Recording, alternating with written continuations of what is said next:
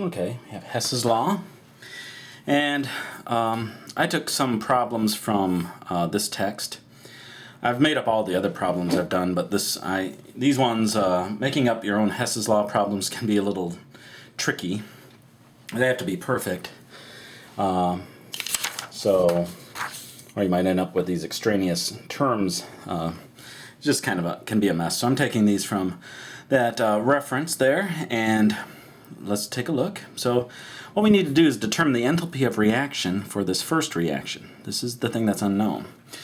But what Hess's law tells us is that if we can take these three reactions, adjust them in such a way that when we add them up, they'll cancel the same things on each side, and it looks like this reaction, then the delta H's that have been manipulated can be added up to equal this.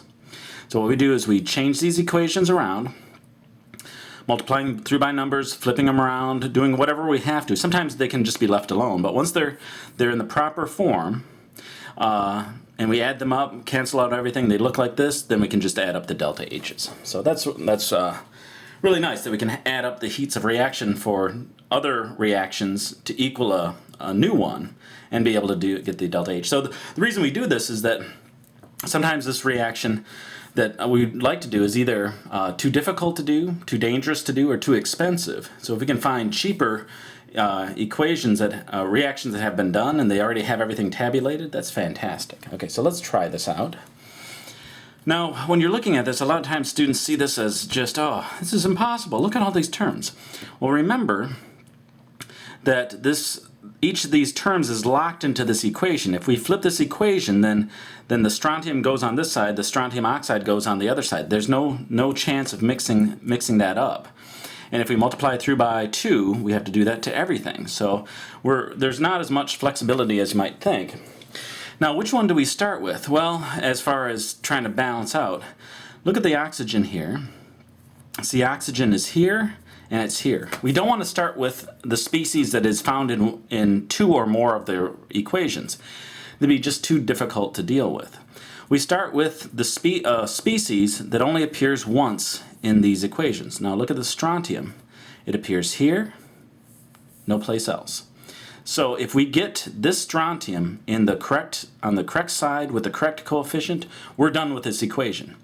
You might say, well, what about the other? It doesn't matter. Everything else will fall out. Just make sure the species that are in the equation we're after are on the correct side with the correct coefficients somewhere in these equations. Add them up, you'll be fine. Look at carbon graphite. This one actually I've done earlier. It's pretty easy. The graphite is here, but it's just to give you an idea of what's going on. Now the oxygen, we could actually see it's 1/2 and 1 here, so it's going to add up to 3/2. But normally, when a species appears in more than one of the reactions, just leave it alone for now. There's no strontium oxide up here, so this has to cancel. So don't worry about it. Must cancel. Just forget about it for now. We have the strontium carbonate. Here it is over here. And from there you can see everything has been balanced. We didn't have to touch anything, by the way. This is just a very simple problem. Now add them up. I'm going to leave off the phases just to make it a little quicker. Add up all I'm going to make graphite the GR, and then CO2, and then 3/2 oxygen. Add up all the reactants, add up all the products. Carbonate, CO2. Now cancel everything that appears on both sides. The strontium oxide does. CO2 does. And then we're left with strontium plus the carbon graphite. The carbon in graphite form, the oxygen gas, and then strontium carbonate as a solid on the other side. So we didn't really have to do anything to it. It's a nice, simple one to start with. So the heat of reaction, and we can label these as 1, 2, and 3. The heat of reaction of the top one here, which you could just label this way, is then going to be equal to delta H1 plus delta H2 plus delta H3. So we just sum them up. So this is obviously about as simple as you can get. we will get to ones that are a little tougher. And this comes up to be minus 1.22 times 10 to the third kilojoules.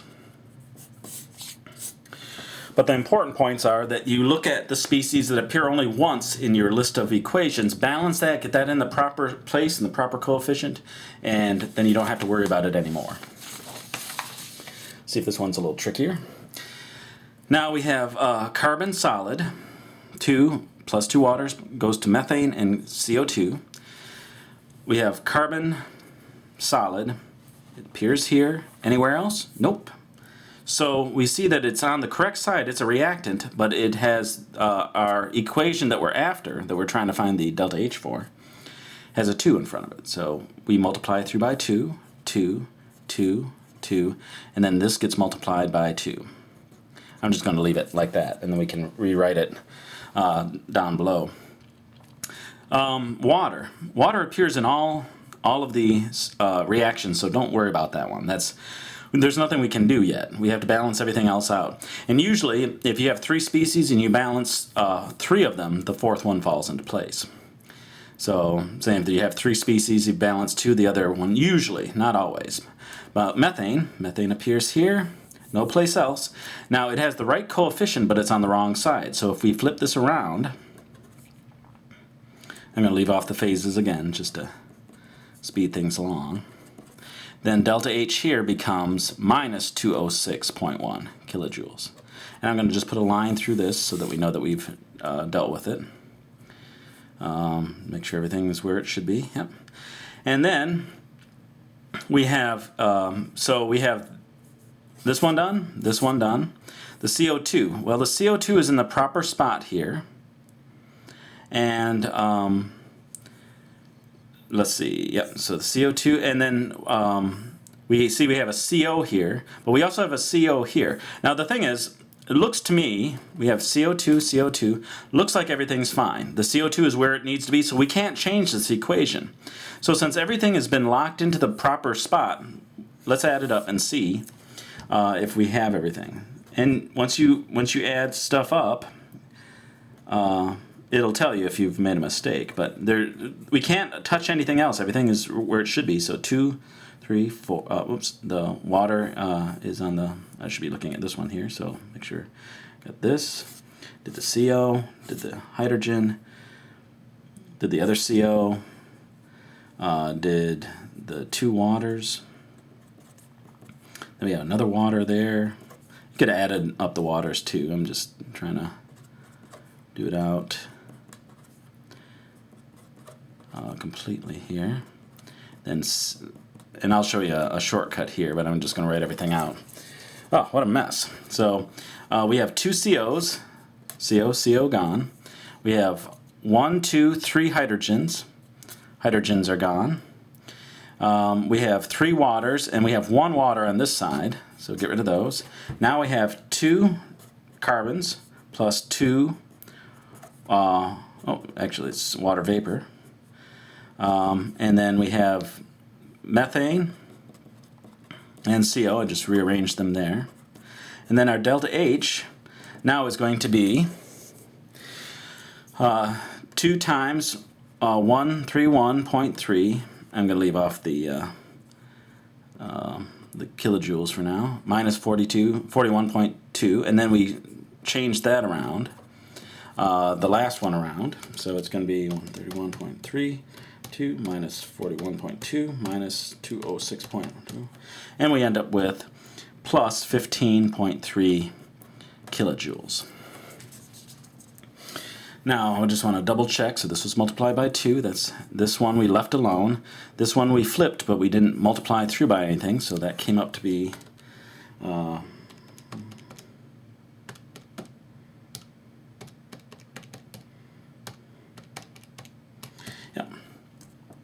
Now, let me, this one got a little messy. Let me go back to the first one just to show you a shortcut here.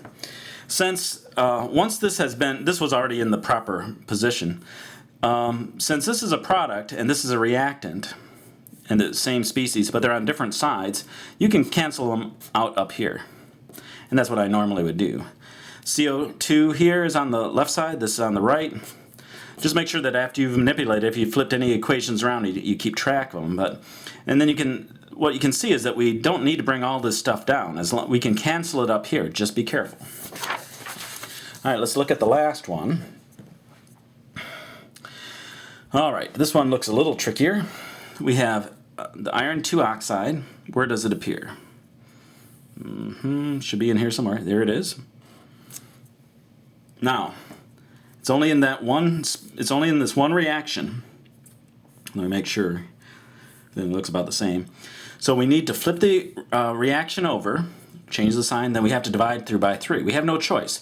Iron 2 oxide only appears in this one equation, and we have to make it look like that. So we flip it around, divide by 3. So this is going to be 1/3. And sometimes you'll get some unusual looking things like that, fractions. That's okay. Has to work out. And then we get delta H here is minus, so 19 divided by 3. So we get minus 6.33 kilojoules. I'm just going to put a line through it, make sure that know that what we did. So there's a 3 here. We flipped it around, changed the sign, then we had to divide through by 3 to get just 1. So this guy here is done. CO appears in every one of the reactions, leave it alone. Iron, where does iron appear? We've already, and we don't have to, well, even if iron did appear in this one, iron 2 oxide only appears in this guy. So once we've set it, we can't do anything else with it. Iron is here, only place that we find it. And it's on the proper side, but it's twice as much as it should be. So this should be 1/2 here, 3/2. That becomes 1. This becomes 3/2, and then this we divide by 2. A little messy. It's good enough to work with. I'm going to bring the equations down here if they start to get too cluttered. And then so we've done this now. And I think I will bring them down because this happens a lot. CO and CO2 are found in all of the reactions. So this first equation here of the 3 is just going to be used to get rid of the iron 3 oxide and the Fe3O4 that are found in these other equations. So what we do is, let me just bring everything down. We have put a line here. So we have 3Fe2O3 plus CO, and leaving off the phases just to make things a little easier. And this is going to be minus 47 kilojoules. Then we have our next equation, minus 1/2 O plus 3/2 CO goes to iron plus 3/2 CO. And this is going to be minus 12.5 kilojoules. And then our last equation that we had, Fe. I should have enough room. If not, we'll have to just get another piece of paper. Yeah, this is not going to be easy. It's straightforward in what we have to do, but looks like we're going to have some kind of strange fractions. Here's the equations that we have to work with. Now, these two are what they need to be. The iron is where it needs to be.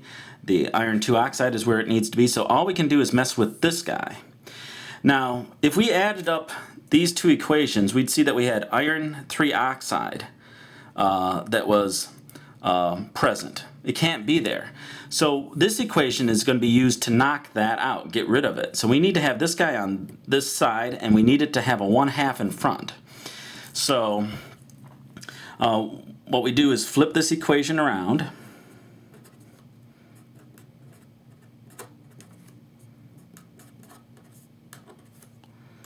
Yeah, I should have done this one out because it's, we'll get rid of that just so that we're not confused by it. And this becomes plus 47. Now, I'm only worried about this term because once we've balanced this, since it's the only equation left, once we get this term right so it cancels this one, then the other terms must cancel as well. We need this coefficient to be 1/2. So if we divided through by 1/2, this would be 3/2. We'd have to divide through by 3 again. So it would be, we have to divide through by 6. Normally they're not going to be as crazy as that, but we have to divide through everything by 1/6, and then we'll end up with 1/2 here, and then it'll cancel. So I'm going to bring it down here. We'll have 1/3 Fe3O4. Yeah, and I remember the description as saying this is a really tough one, and it is. It's only tough, but it's only tough because you have to keep track of the numbers you're multiplying by are not giving you nice simple whole numbers back. They're fractions, and so we divide. So this one you might have to watch another time, but that's, if you can do this one or do it on your own, you can do it on your own. This is as tough as they get. I mean, they're without going to 4 or 5 or 6 equations, which they can do. I know. Just quietly go through this. All right, so we'll get rid of this so that we're not confused by it. Now, what we can see is that let's cancel everything. Everything should cancel now. So 1/3 iron Fe3O4, 1/3 over here. Good. 1/2, that cancels. Now we need to have 1 mole of CO on this side. So we have 3/2 and then 1/3 and 1/6. So this would be 2/6. So 2/6 and 1/6 is 3/6, and let's just write it completely out. This is actually, it works. Is 1/3 is that can be written as 2/6. Now let's put them all down so that we and I didn't, though I changed the fraction, we don't have to touch anything here because 1/3 is 2/6. It's the same. And I could have just made 1/3 into 2/6 on this side because it doesn't change the ratio. Yeah, very tricky problem. So let's do this out. So FeO, so we got this guy. We have 2/6 and 1/6 for CO, so that is going to be 3/6 CO or 1/2 CO. So this comes up to be 1/2. So 2/6 and 1/6, 3/6 or 1/2, and then we have 3/2 CO. On this side we have the iron. We have 3/2 CO2, and then 2/6 and 1/6 CO. So this is 1/2 CO. And 1/2 and 3/2, that's going to cancel, and this is left as 1. 3/2, 1/2, so that becomes 1. So our answer is FeO, and we'll put in the phases now, CO, CO2. Now I took all the phases out because all the phases were the same for CO and CO2. But if you had water can be a gas or a liquid. If a gas and liquid are both present, they don't cancel. Even though they're the same species, you have to make sure they're the same phase. I mean, it can work out, but it depends on how tricky they're trying to be. But you want to make sure they're in the same phase too. Now, all we have to do then is add up the delta H's. And this comes up, delta H is minus 11 kilojoules. Now, I don't apologize for I mean, this is a tough problem. I don't apologize for it, though, because this is as tough as it can possibly get. I would suggest, if you didn't follow what I did, to write this out yourself and try to do this one again. The only thing that's really tricky about it is that we ended up with some fractions. That doesn't normally happen. But a lot of times you end up with two equations that have species in it that you can use. And then you have a third equation that is used to get rid of species that don't show up in the final equation. So a very good problem.